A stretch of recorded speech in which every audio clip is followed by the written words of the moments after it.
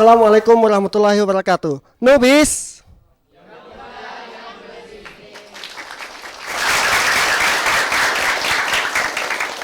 Bertemu lagi dengan saya Meriza dalam program rutin tiap minggu yaitu Nubis yang muda yang berbisnis. Program inspirasi ini akan kita laksanakan setiap minggu dengan mendatangkan para entrepreneur muda yang sukses yang bisa memberikan inspirasi bagi para entrepreneur lainnya. Sebelumnya saya ingin mengucapkan terima kasih dulu kepada teman-teman dari stand IM Bandung. Terima kasih atas kedatangannya. Selanjutnya kepada teman-teman Universitas Widya Tama. Oke. Baik, para pemirsa dan teman-teman yang ada di studio malam ini, rasanya kita tidak akan lepas dari konsep mencetak 100.000 wirausaha baru Jawa Barat. Dalam kerangka itu ada satu konsep yang ingin kita bahas malam ini, bagaimana sih bisnis keluarga bisa berkontribusi kepada mencetak wirausaha baru Jawa Barat tersebut gitu. Perlu disadari bahwa banyak anak muda sebenarnya dilahirkan dari keluarga pebisnis. Cuman mereka seringkali terjebak gitu, melihat bagaimana sih teman-temannya punya bisnis yang luar biasa, sementara bisnis yang dikembangkan oleh orang tuanya menjadi ketinggalan. Malam ini insya Allah kita akan sharing dengan salah seorang pebisnis muda yang sukses yang terlahir dari keluarga orang tuanya adalah pebisnis.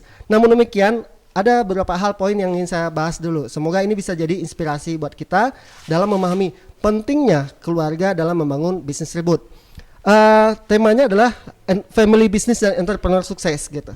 Dalam konsep bisnis, orang selalu menyatakan ada perdebatan bahwa apakah seorang entrepreneur itu dilahirkan atau bisa diciptakan.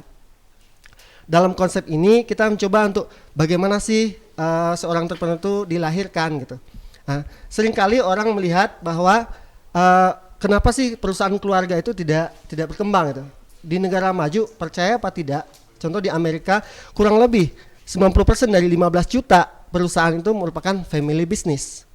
Ini menjadi satu hal yang perlu kita cermati dengan baik ya gitu.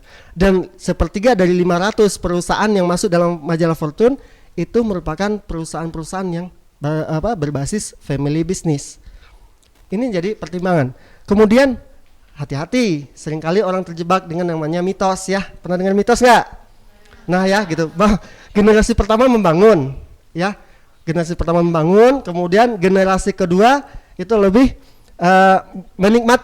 menikmati apa yang sudah dibangun oleh generasi kedua. Yang ketiga ini lebih fatal, generasi ketiga menghancurkan. Wah fatal sekali ya. Saya berharap ini tidak akan pernah terjadi sama kita ya gitu. Jadi semoga diskusi kita malam ini bisa memberikan inspirasi bahwa tamu kita akan membahas bagaimana beliau hidup ketika di masa generasi pertama membangun bisnis dan sekarang bagaimana ya gitu. Nah, ada satu fakta juga yang harus kita bahas di sini yaitu ini penelitian. Ini perlu menjadi perhatian bagi kita. Penelitian di Australia gitu. Bahwa 70% saat ini perusahaan-perusahaan family business di Australia itu adalah dia masih dikelola oleh generasi pertama. 21% itu dikelola oleh generasi kedua. Sisanya 9% dikelola oleh generasi ketiga. Harapan saya penelitian itu bisa menginspirasi buat kita, ditambah lagi dengan bahasan kita malam ini dengan mendatangkan sahabat saya, teman saya, Kang Jody. Silakan, Kang.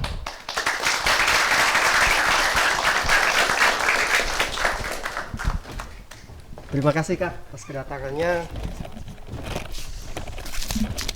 Apa kabar nih Kang? Baik. Alhamdulillah ya. Oke. Di tengah kesibukannya Akang masih bisa berkesempatan datang kepada kami ya. Alhamdulillah ya. Tapi buat pemirsa yang ada di rumah, silakan nanti kalau ada pertanyaan, silakan menelpon ke kita ke nomor 721-4213 atau follow juga Twitter kita @newbizbandungtv. Oke, sebelumnya Newbiz yang muda yang berbisnis. Itu dong ya. Oke, Kang. Siapa sih yang nggak kenal Kang Jody ya? Banyak ya. Pasti kenal ya. Pasti dengan kreasinya bisnis yang akan kembangkan ya gitu. Kemudian bisnis orang tua ya Kang ya gitu. Kita ingin berdiskusi sedikit Kang, bagaimana sih Akang dibentuk oleh keluarga ya dalam hubungannya nanti dengan bisnis. Boleh diceritakan sedikit Kang masa kecil Akang nih ya. Tapi ini nggak bersifat rahasia ya? Enggak. Oke Kang. Jadi pengalaman bisnis saya, pengalaman dagang saya itu dimulai dari kelas 3 SD. Kelas 3 SD. Jadi memang dulu keluarga kami bukan dari keluarga yang mapan gitu ya. Jadi saya masih ingat dulu itu uang jajan saya sehari 300 rupiah. 300 rupiah. Ayah dan ibu saya ngasih kesempatan gitu ya, karena ibu saya senang bikin roti, kue-kue gitu. Jod, ini bawa aja nih roti sama kue bikinan mama. Ini kurang lebih harganya sekitar 2.500. Kamu bisa jual nanti hasilnya 4.000, berarti punya 1.500. Atau kalau kamu jago jualannya bisa lebih dari bisa lebih lagi. yang paling penting tiap sore itu sisanya berapa saya harus bayar ke orang tua. Jadi memang uang jajan saya dulu 300 itu nggak cukup untuk makan gitu ya. Di sekolah itu kalau makan nasi kuning atau makanan berat itu minimal 500-750. Jadi memang mau nggak mau saya harus coba dagang. Hari pertama mungkin hanya laku setengahnya. Lama-lama setelah sebulan berjalan hampir satu sekolah gitu ya. SD saya dulu di Banjarsari. Semua orang tahu, oh kalau mau nyari roti kue mesti Jody di SD 5 gitu. Nah akhirnya dari situ saya ketagihan gitu, nyari duit enak juga nih. Saya punya uang sekian, terus ada seru juga yang biasanya istirahat sekolah tuh kita kan biasanya main bola apa segala macam. Setelah nemu dagang tuh jadi lebih seru nih sekolah, jadinya ketagihan terus dagang terus sampai sekarang gitu.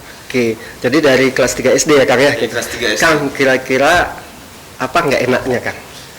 Terlahir dari keluarga pebisnis ya gitu. Kalau enaknya jangan diceritain ya Kang ya. Kalau biasanya gini sih, kalau waktu kecil gitu ya, mungkin sampai sekarang juga masih fenomena bully gitu ya. Waktu kecil itu SD saya bawa roti segala macam, mungkin di awal-awal tuh teman-teman ya namanya anak kecil gitu ya, sering ngejek-ngejek gitu, roti tiap saya lagi belajar gitu ya, teman kelas sebelah roti sering lah gitu dibully kayak gitu. Tapi saya anggap ya biasa aja, memang saya tukang roti gitu, emang kenapa gitu. Mungkin itu aja sih yang mungkin buat sebagian anak-anak kecil itu tuh berat gitu ya, waduh saya disebut tukang roti apa semuanya. Tapi karena saya udah ngerasain nggak apa-apa lah disebut tukang roti, toh saya bisa jajan lebih banyak dari teman-teman. Akhirnya pada waktu itu ya tetap aja dijalanin. Kalau dari orang tua sendiri Kang, ada dorongan nggak sih Akang tuh untuk menjadi entrepreneur gitu? Selalu ya orang tua saya. Jadi cerita selanjutnya itu ketika saya lulus SMA masuk kuliah, ternyata 2 bulan dengan cepatnya saya dikeluarkan gitu ya. Keluar atau lulus nih? Tidak lulus. Di DO.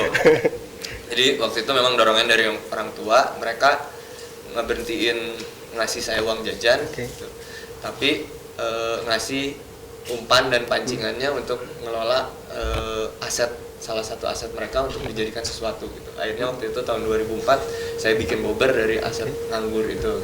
2004. Jadi memang selalu kalau bisnis di keluarga kita gitu ya, di keluarga kami, bisnis is bisnis gitu. Mau pakai sesuatu ada hitung-hitungannya, minjam nanti dibayar, terus mau minjem modal, mau minjem peralatan, mau minjem tempat berarti bayar sewa gitu, itu semua jelas hitungannya gitu. Jadi benar-benar udah dikondisikan dengan konteks bisnis ya Kang.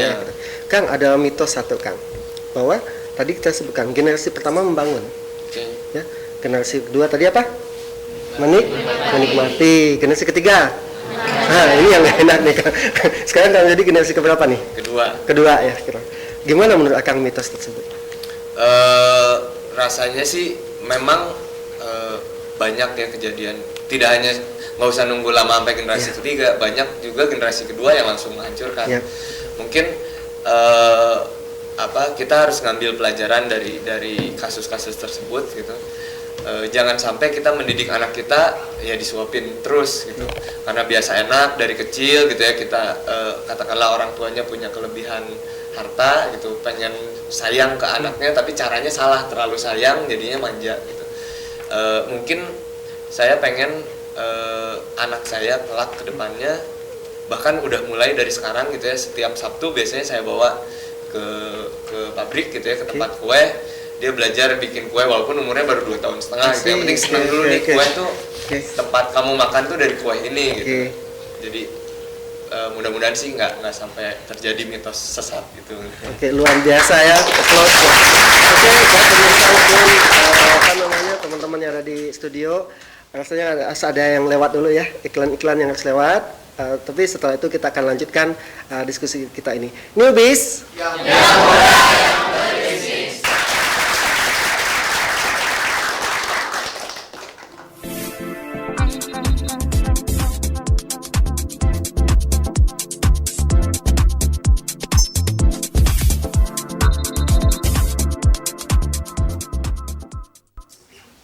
Oke, kembali lagi bersama saya Meriza dalam acara Newbies.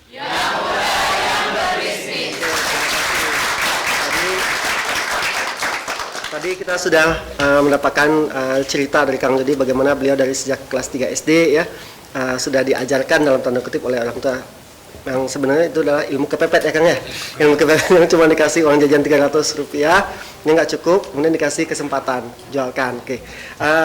Soalnya sekarang kan udah masuk ke generasi kedua nih Kang. Kang juga tadi udah menceritakan generasi ketiga. Saya mendengar Akang kan udah berbisnis beberapa ya Kang ya gitu. Tapi yang saya ingin kejar adalah bisnis kafe nih Kang. Ya, Bober Cafe. Itu gimana sih Kang Akang memulai bisnis itu dan bagaimana pengaruh daripada orang tua dalam bisnis tersebut gitu Kang? Awal mulanya yang tadi diceritain memang sama kepepet juga kepepet lagi ya gitu. Tapi dikasih umpan sama pancingannya akhirnya saya coba buka Bober Cafe gitu ya. Kenapa namanya Bober? Itu adalah singkatan dari Bojong Koneng Bersatu. Bojong Koneng itu daerah rumah saya. Terus saya ngelihat dulu itu usaha orang tua saya ada tiga adik kakak itu Ina Cookies, Ladiva, JNC, masing-masing ini berjalan sendiri gitu. Doa saya waktu itu saya pengen nih usaha orang tua kami bisa gabung gitu. Jadi nama adalah doa tuh benar gitu ya. Akhirnya 2012 gabunglah 3 perusahaan tersebut jadi satu namanya BCS. Balik lagi ke Bober tadi.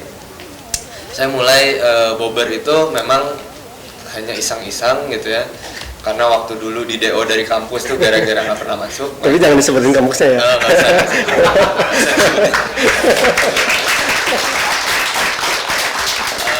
Gara-gara nggak pernah masuk gitu ya, main kartu sama teman-teman dari pagi sampai malam gitu. Zaman dulu itu. Akhirnya bikin Bober tetap sama. Siklus hidupnya bangun ya nggak terlalu pagi gitu ya, nelfonin teman-teman, main kartu, nongkrong di situ di Bober. Memang awal-awal itu sangat sulit gitu ya karena saya harus nombok gitu setiap akhir bulan bayar karyawan, bayar sewa segala macam itu nombok gitu ya. Dapat duitnya waktu itu saya masih main DJ gitu ya. Dia dapat duit dari situ jalan kurang lebih sekitar 5 tahun lah saya nge-DJ. Jadi uang dari nge-DJ buat nombok Bober. Tapi alhamdulillah tahun 2006-2007 itu Bober mulai itu dikenal karena kita yang pertama kali kalau nggak salah ya bawa shisha itu ke Bandung. Itu mulai orang banyak tahu Bober tapi nggak lama sekitar setahun paling nggak nyampe mungkin itu kompetitor bermunculan dengan produk yang sama dan persaingannya juga mulai nggak sehat gitu ya, juga banting-bantingan gitu segala macam. Akhirnya tahun 2007 akhir itu saya ngajak teman saya untuk partneran, lebih tepatnya calon adik ipar gitu ya. Calon adik ipar. Ada misi pribadi ya. Jadi partner saya namanya Theo, kebetulan dia waktu itu masih siaran di salah satu radio dan cukup dikenal gitu ya di kalangan anak muda. Terus kita ngobrol gitu, kayaknya udah deh ditajemin pasarnya tuh anak muda gitu. Jadi selain Theo ini bisa siaran sambil colongan ngiklanin Bober gitu ya gratis. Kita kenapa anak muda? Karena di Jalan Riau tuh waktu dulu semua kafe itu nyasarnya family ya. Dari 2004 itu ya? Ya. Targetnya tuh family, nggak ada yang anak muda gitu. Anak muda tuh di Dago, di kaki lima. Akhirnya kita bikin Bober, alhamdulillah berkembang dan terus sampai sekarang gitu. Itu luar biasa ya Kang, perjuangan Kang yang memang di awal sih bisnis itu pasti decline dulu ya, decline gitu. Tapi ada satu yang menarik dari Akang tadi itu bahwa bisnis itu mulai dari apa ya? Kebiasaan ya, kebiasaan main kartu ya. Tapi saya sepakat Kang, jangan sebutin kamus tadi ya. Karena nanti ada yang ini ya gitu. Nah, oke Kang. Kalau dalam konsep bisnis itu namanya bagaimana seseorang tuh berbisnis itu berdasarkan namanya passion. Ya. Passion, kesenangan dia gitu. Jadi kalau Kang Jody tadi menceritakan bagaimana beliau mengawali bisnis dari itu hobi dia gitu, ya. Kemudian ada juga talent ya, talent. Saya melihat dari orang tua. Tadi saya pengen kembali sedikit Kang, apa pengaruh orang tua Kang ya secara mendasar dalam membangun kafe ini gitu? Kalau secara teknis sih mereka nggak ngebantu, malah itu mungkin salah satu sebab kenapa Bobber ini bisa sangat anak muda gitu. Karena kalau ada campur tangan mereka mungkin jadinya dilepas setengah tua gitu. Tapi mereka cuma ngasih semangat dan konseling gitu. Di saat saya bingung, misalkan, aduh ini ada kejadian seperti misalkan ini karyawan nih begini gimana ya kira-kira, mereka ngasih masukan tapi tetap ngasih kebebasan untuk anaknya ngambil keputusan, terserah kamu, ini usaha kamu, silahkan jalanin gitu. Jadi memang mereka ngasih kebebasan, paling nanti mereka ngebantunya kalau Pak butuh pinjaman bank mana yang gampang nih, oh bang ini gitu, baru akhirnya butuh juga ya. Kalau pemirsa di rumah maupun teman-teman di studio ini perlu dipahami bahwa setiap teman-teman itu butuh yang namanya seorang coach sama mentor gitu. Ya, itu hebatnya kalau Kang Jody ini berangkat dari keluarga pebisnis, beliau langsung punya seorang mentor yang 24 hour ya 24 jam ada di sekitar beliau ya gitu. Ini penting sekali buat pelajaran gitu. Tapi yang ini sisi cerita pahitnya Pak Kang ngebangun Bobber Cafe ini. Pahitnya banyak, kalau diceritain cukup nih. Oh, gitu. Beberapa aja Kang. Bisa jadi sharing buat teman-teman gitu Kang. Memang kalau Bobber dari dulu gitu ya, karena memang saya nggak punya ilmu bisnisnya, jadi learning by doing, banyak banget cerita pahit gitu ya. Salah satunya kita udah 3 kali buka cabang dan gagal gitu. Dari masing-masing 3 kali tutup cabang itu kita dapat pelajarannya sendiri-sendiri. Contoh dulu kita buka di salah satu food court di mall gitu ya, padahal mallnya bagus, tapi ternyata lokasinya juga bagus di food courtnya, ternyata timingnya yang salah gitu. Jadi pas mall itu lagi renovasi, parkirannya jadi sempit, orang nggak ada yang datang gitu. Gitu. Terus di cabang yang lain juga ada, ternyata lingkungannya yang kurang kita perhatikan. Jadi waktu itu ceritanya di persis di sebelah Bobber ada rumah tinggal, ada seorang kakek gitu ya yang punya penyakit jantung. Jadinya si Bobber ini nggak bisa bikin kan, kalau Bobber kan anak muda gitu ya, bikin event yang berisik segala macam, itu kita salah juga di situ. Dapat banyak pelajaran lah gitu. Terus ada lagi banyak lah kalau cerita-cerita, belum lagi karyawan yang bikin sindikasi gitu ya, mulai dari kasir, waiter sampai bagian dapur itu bikin satu sistem, ngakalin sistem gitu ya. Jadi kalau sisa itu kan nggak bisa kita cek, kalau nasi kan kelihatan gitu ya, setengah kelihatan, kalau sisa itu ketutup. Nah dulu itu sempat beberapa bulan kita sepi karena si karyawan ini ternyata si porsinya dikecil-kecilin. Kan kalau dari hitungan sih nggak kelihatan, dari stok tetap sama. Jual 10, uang ada 10 gitu, stok sisa segini ada, tapi ternyata mereka bisa main di situ. Banyak sih kalau kejadian-kejadian kalau diceritain sih panjang lah gitu, cuma tiap cerita pahit kita harus ngambil pelajaran dari situ. Yang paling penting itu sih. Ini yang penting sekali buat seorang entrepreneur, bahwa bisnis itu selalu menghadapi masalah ya. Kalau bagi saya itu kan, kalau di kampus itu saya menyebutkan bisnis itu penuh masalah gitu. Kenapa? Karena bisnis itu berada dalam lingkungan bisnis yang selalu berubah, tidak bisa dikontrol, kemudian uncertainty ya, penuh tidak pasti, yang apalagi yang turbulence ya, mengalami perubahan yang mendasar. Sekarang Kang, kira-kira nih Kang, ini ada Bobber Cafe, kemudian ada tadi BCS ya Kang ya, BCS Kang. Ada satu cerita kalau di Amerika tuh pasti teman-teman kenal perusahaan namanya John Wiley & Son. Ini perusahaannya luar biasa percetakannya gitu. Kalau buku-buku luar tuh biasanya di John Wiley ya percetakannya gitu. percaya tidak, dia punya sekarang yang ngurusnya itu adalah generasi ke-7. Generasi ke-7. Dia berdiri tahun 1807 gitu. Luar biasa ya. Saya punya pertanyaan nih ke Akang nih. Apa kira-kira dream Akang sih ya gitu terhadap BCS Bobber gitu ya. Kalau saya bandingkan dengan generasi ke-7 itu dia bisa membangun sampai sekarang, Kang. Apa nih Akang sebagai anak muda ya terhadap bisnis orang tua ini, Kang? Gitu. Apa dream Akang?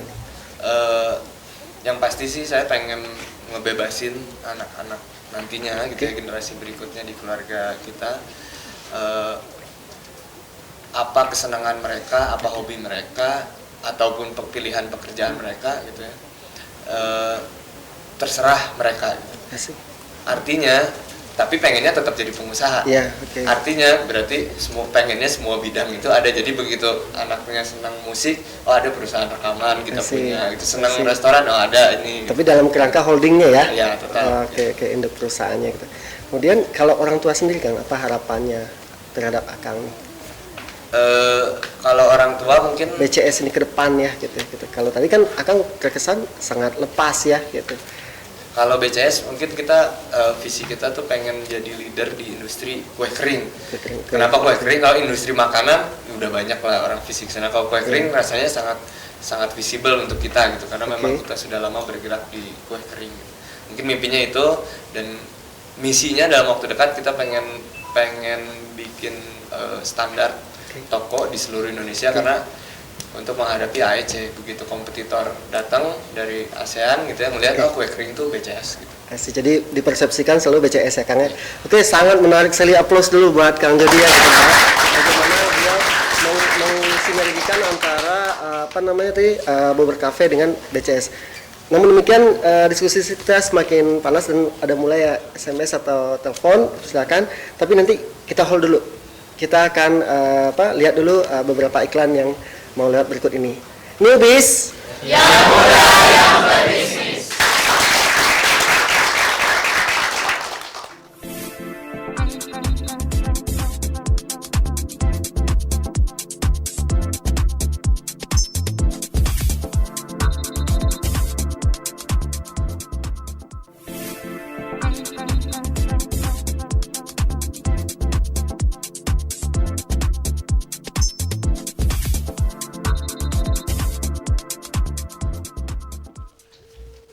Kembali lagi bersama saya dalam acara Newbies yang muda yang berbisnis. Terima kasih ya teman-teman masih setia dan rasanya sharing Kang Jody tadi luar biasa ya gitu. Jadi beliau bagaimana memulai bisnis dari didikan orang tua ya, kalau boleh bilang itulah keunggulan seorang yang dilahirkan dari orang tua yang bisnis gitu. Yang kedua tadi beliau udah merealisasikan pelajaran dari orang tua beliau itu kepada bisnis sendiri yang namanya Bobber Cafe ya gitu. Tapi luar biasa juga bahwa beliau punya dream bagaimana sih itu bisa menjadi integrator ya, penyatu dalam bisnis beliau ke depannya gitu. Dan beliau juga luar biasa ya. Kalau boleh saya bilang dasar anak pengusaha ya gitu. Anaknya masih 2,5 tahun juga udah mulai diajarin ya gitu. Itu pelajaran buat kita ya gitu. Baik, bagi pemirsa di rumah boleh yang ingin bertanya silakan di telepon di 721-4213 atau juga melalui Twitter @newbiesbandungtv. Oke, halo. Halo, assalamualaikum. Halo, dengan siapa? Saya dengan Andini. Halo. Halo, ya. Iya, saya dari Cafe Doaan. Cafe apa, Mbak? Doaan. Doaan. Oke, di mana tuh? Doaan. Di mana? Iya, apa kabar Pak? Baik. Saya dari Cafe Doaan. Oke. Nah, saya ingin menanyakan kepada Kang Jody, gimana sih strategi untuk mengembangkan bisnis saya agar sukses seperti Bobber Cafe? Oke, kafenya Duas ini di Bojongkoneng bukan? Iya, iya. Nanti aja ngobrolnya tuh. tetanggaan kan? kafenya saya tahu tapi orangnya belum pernah ketemu. Oh gitu. Din nanti boleh ketemu dengan Kang Jody ya. Oh iya, iya. Oke, terima kasih pertanyaannya udah. Jadi bagaimana strategi mengembangkan kafenya ya? Oke. Iya. Baik, terima kasih Din. Langsung di ini ya. Oke. Baik Kang, itu katanya Kang tadi kafenya dekat Dekat rumah ya. rumah. Oke. Jadi Dini juga nggak menggambarkan sih bagaimana kafe dia ya Kang ya. Mungkin sedikit banyak Kang bisa kegambar lah kafenya ya. Kira-kira apa tuh Kang? Kalau saya lihat kafenya siapa Dini? Mbak Dini tadi The Waas itu pemandangan saya udah pernah sekali dua kali ke sana nyobain, ada bebek apa segala macam. Kafenya cukup nyaman, pemandangannya juga bagus. Mungkin yang kurang dari sedikit gitu ya, bukan kurang. Sedikit itu dari komunikasi dia atau iklannya dia agak kurang gitu. Oke. Di Dewas itu banyak orang yang belum tahu gitu. Ya. Setelah datang sih rasanya sih pasti ketagihan lah di Dewas ini. Oke, tadi dari Kang Jody konsep place-nya, view-nya dapat ya Kang ya. Terus environment-nya mendukung. Kemudian dari sisi produknya juga tidak ada masalah nih Kang. Cuman promosinya. Ya dalam konsep bisnis Din bahwa itu perlu dipertimbangkan gitu, bahwa hal mendasar ketika kita punya produk, apapun produk kita adalah komunikasi ya gitu. Komunikasi. Saya selalu menekankan bisnis itu tidak akan bisa lepas dari komunikasi antara siapa? Perusahaan dengan konsumen. Ada proses itu AIDA lah kata bahasa orangnya gitu. Attention, interest, desire, action, desire sama action. Di mana orang beli. Mungkin singkat, padat ya Kang ya? Nanti lebih lanjutnya saya langsung ke sana deh. Boleh ya? Oke. Sekalian makan gratis. Gratis ya? Oke, terima kasih. Baik, kalau sebelum ada yang nelfon dari rumah, mungkin dari teman-teman di sini kampus ada yang mau nanya? Oh silakan, enggak? Ya, nama saya Perkenalkan dulu sama kampusnya dari mana? Ya, nama saya Joni dari Stani M. Stani ya. Mau bertanya pada Kang Jody, untuk anak-anak muda di sini yang mau ingin berbisnis, bagaimana caranya untuk kita anak muda untuk mencoba berbisnis? Karena kan untuk mencoba awalnya itu kan sangat sulit biasanya, gitu. Oke, Kang, ini rasanya sih nggak cuman Joni ya, nggak Joni aja yang masalah nih Kang.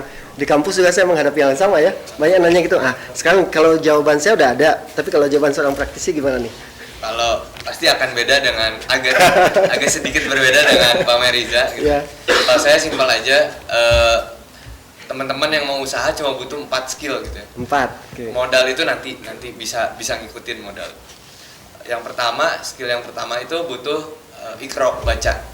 Jadi baca peluang yang ada yang dekat aja dulu. Okay. Misalkan di kampus ada yang, kalau saya sering ngasih umpama itu di kampus tuh pasti banyak mahasiswa yang telat sarapan gitu ya. Dari itu aja dulu bisa jadi bisnis gitu.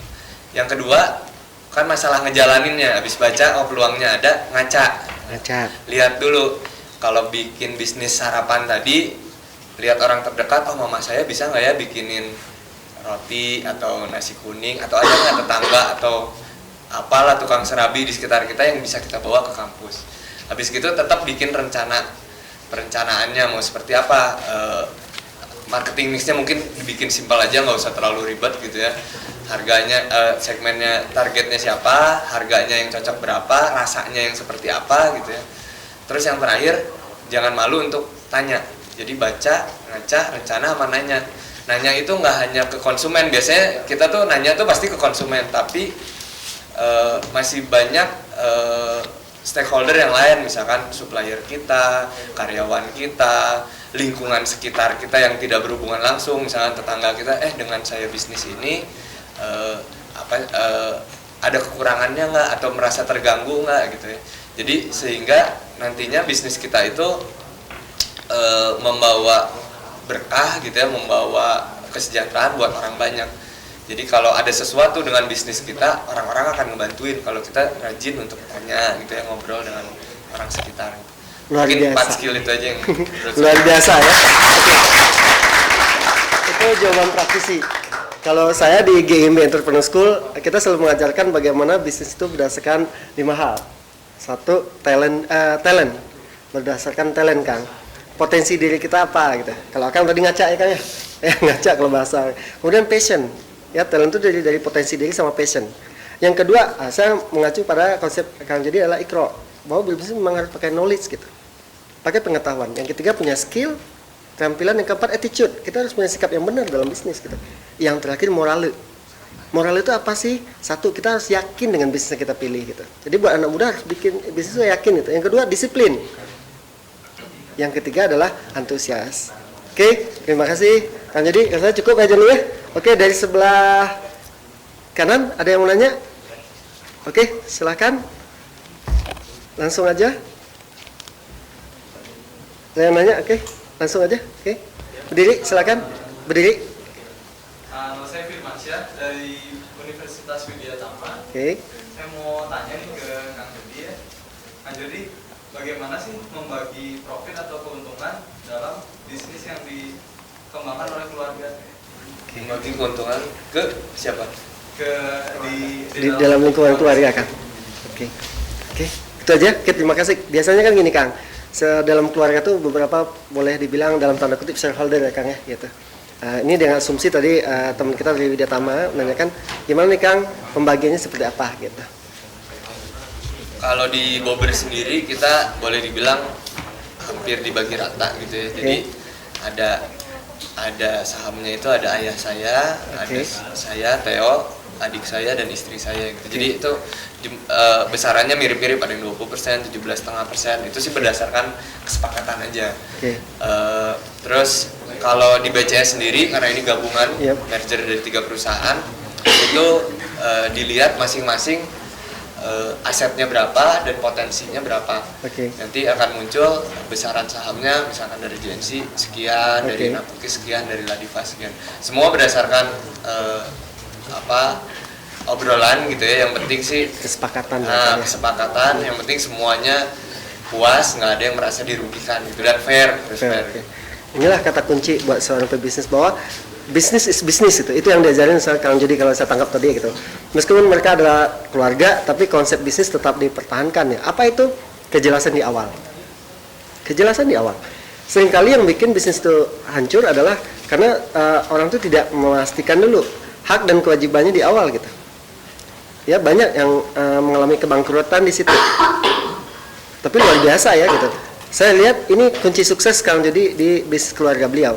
Dari kecil tadi beliau juga ada bilang bahwa kalau pakai itu produk atau barang, jelas dulu itu sebagai pinjaman atau hibah.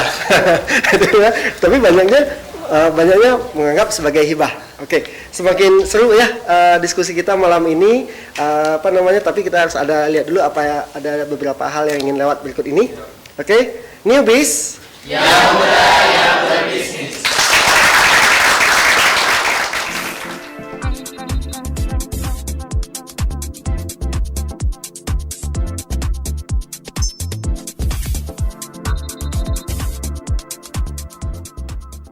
Kembali lagi kita di acara newbies. Yang muda yang berbisnis.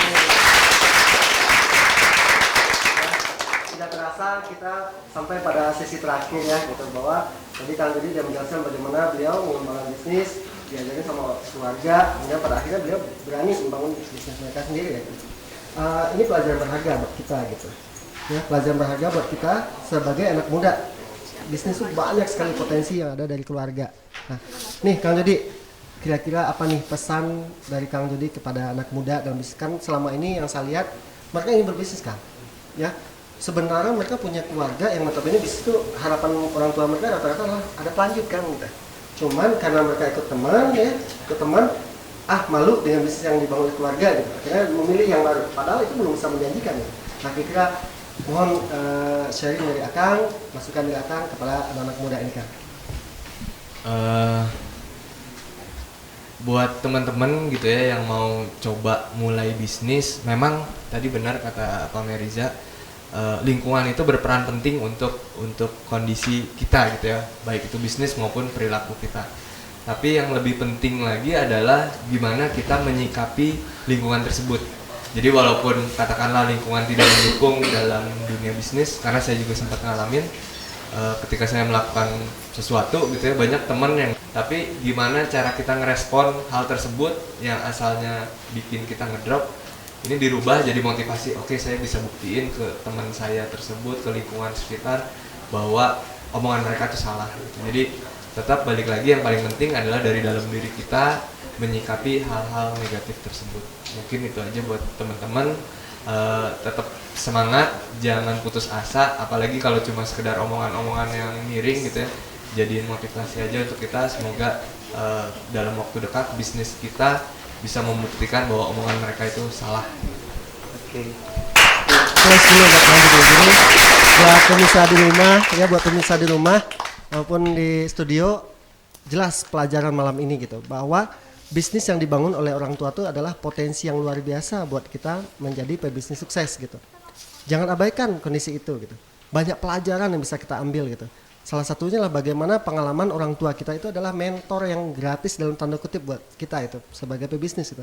Nah, ingat kalau bisa ya gitu, ambil pelajaran sebanyak mungkin dari orang tua kita itu. Jadilah generasi, bukan generasi penikmat ya yang kedua itu. Apalagi menjadi generasi apa tadi? Menghancurkan gitu. Jadilah generasi, kalau bisa generasi pertama membangun, generasi kedua mengembangkan. Kalau ketiga lagi menumbuh kembangkan lagi gitu. Sehingga bisnis orang tua tuh benar-benar bisa kita besarkan. Oke, itulah diskusi kita malam ini ya. Terima kasih kepada Kang Jody ya atas waktunya. Terima kasih kepada teman-teman dari Stan IM. Oke. Terima kasih kepada teman-teman Widatama dan khususnya buat sponsor kami Bank BJB ya, kemudian juga Air Obat ya yang sudah sedia berpartisipasi mendukung acara ini. Insya Allah acara ini rutin kita adakan setiap Kamis malam ya, Kamis malam pukul 20 sampai 21 dengan menghadirkan entrepreneur sukses dengan tema-tema yang menarik yang insya Allah tetap kami dari GMB Entrepreneur School berkomitmen bagaimana menciptakan entrepreneur sukses berbasis knowledge, karena itulah fondasi kita untuk menjadi bisnis seperti yang disampaikan oleh Kang Jody itu. Sekian dari saya, Meriza. Terima kasih atas kerjasamanya dan perhatiannya. Semoga bermanfaat apa kita sampaikan. Newbies. Yang muda yang berbisnis.